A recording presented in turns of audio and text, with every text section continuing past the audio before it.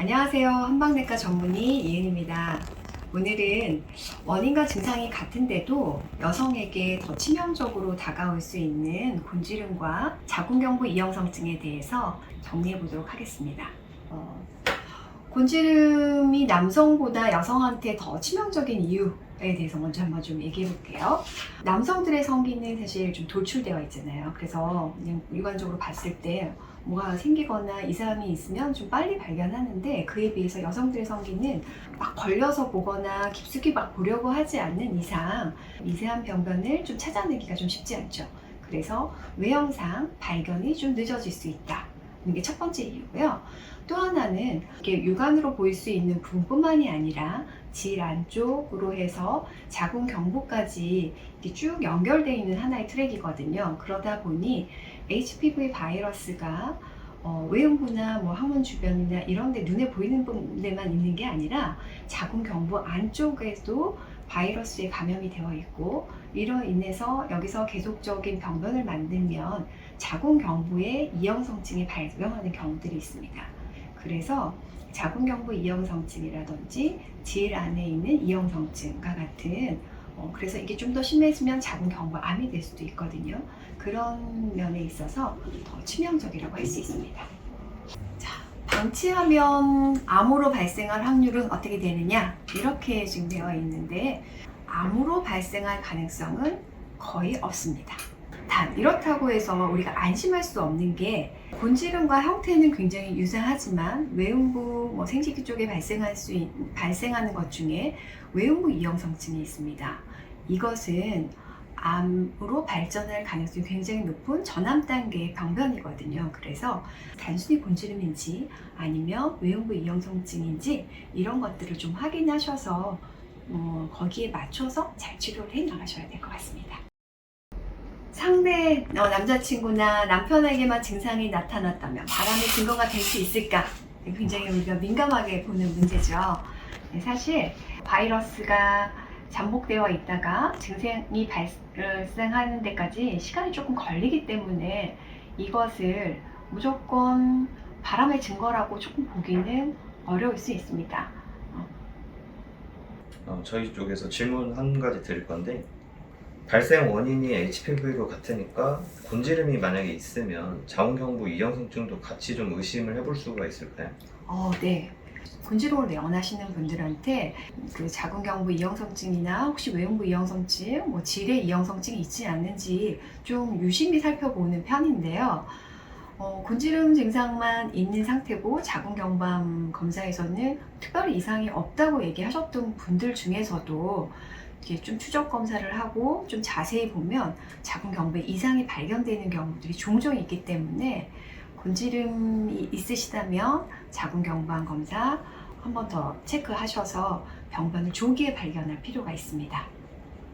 한 가지 질문 더 드릴 건데, 만약에 곤지름과 자궁경부 이형성증이 둘 다 발생했을 때 같이 좀 치료가 가능할까요? 물론입니다. 이 HPV 바이러스가 생식기 쪽에 감염이 되어 있는 경우에 곤지름과 자궁경부 안쪽에 있는 이형성증, 이걸 동시에 치료를 하게 되면 같이 포커스를 맞춰서 치료하기 때문에 바이러스가 소실이 되고 나면 곤지름도 소실되고 자궁경부 이형성증도 정상으로 회복되는 걸 볼 수 있습니다.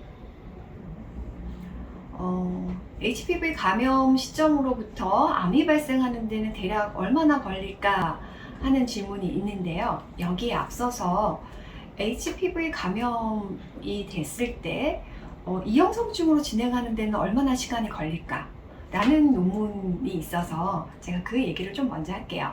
이건 중국에서 2010년도에서부터 2017년도까지 한 10만 명 이상의 굉장히 대단히 환자들을 이렇게 검사를 하면서 1년에 한 1회에서 3회까지 추적 검사를 했던 이 코호트 연구 결과인데요.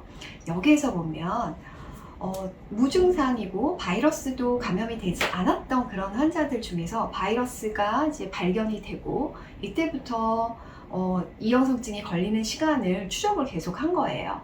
그래서 봤더니 제가 생각했던 것보다 조금 빠른 시간 안에 이형성증이 발생했는데, 이형성증으로 진행하는 데 걸렸던 시간은 24개월 이내에 이형성증이 발생했던 경우가 70%였습니다. 상당히 높은 비율이어서 조금 놀랐었는데, 이때 HPV 감염은 주로 고위험군 바이러스에 대해서만 일단 조사를 한 거기 때문에 고위험군 바이러스에 감염이 되고 짧은 기간 안에 많은 환자들이 이형성을 진행한 걸 볼 수 있었습니다.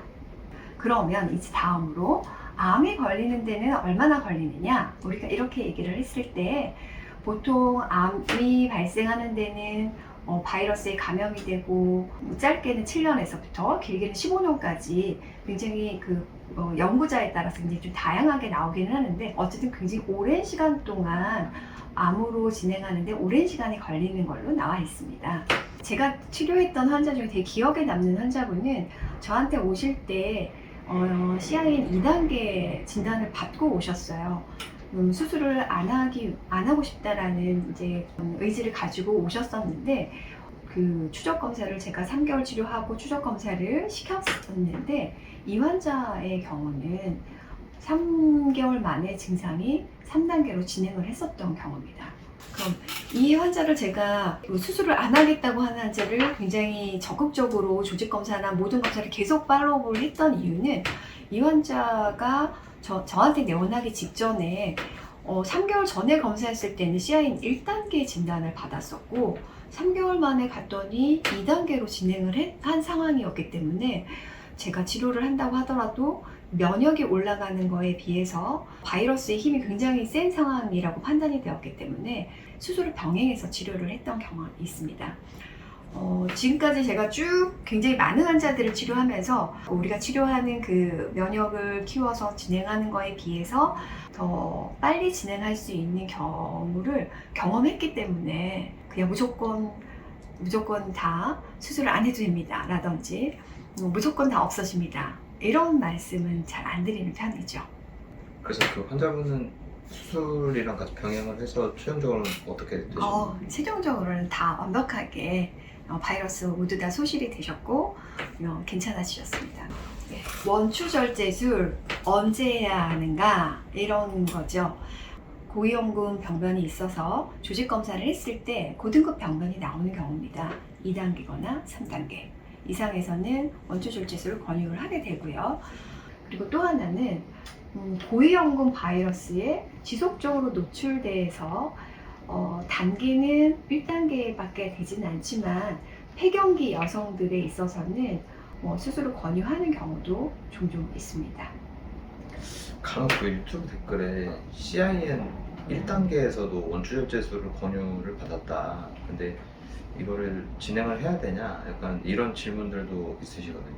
혹시 이거에 대해서 어떻게 생각하실까요? 저는 일단 그분의 연령과 그분의 면역 상태, 그리고 그분의 바이러스 유전자형이 고위험군 바이러스가 어떤 거냐, 이런 것들을 좀 종합적으로 봐야 할 필요가 있다는 생각을 가지고 있고요. 폐경 이후여서 출산할 그 가능성이 거의 없으신 분이라든지 그런 분들 중에서도 16번 바이러스가 지속적으로 벌써 감염돼서 굉장히 오랫동안 있었다든지 이런 경우 아니면 1단계에서 원추절제술 얘기가 나오는 건 조금 과하다는 생각을 가지고 있습니다. 이형성증이 있는 상태에서 출산을 하게 되면 아이한테 이 HPV가 전염이 되는가? HPV 감염자의 한 20% 정도에서 태아가 바이러스에 감염된 채로 태어난다라고 볼 수 있죠. 그러면 이 바이러스의 감염으로 인해서 태아에게 바이러스가 감염될 확률은 5분의 1 정도라는 겁니다. 추가로 더 궁금하신 점이 있으면 댓글 남겨주세요. 확인 후에 성실하게 답변 드리도록 하겠습니다. 그럼 다음 영상에서 뵙겠습니다. 감사합니다.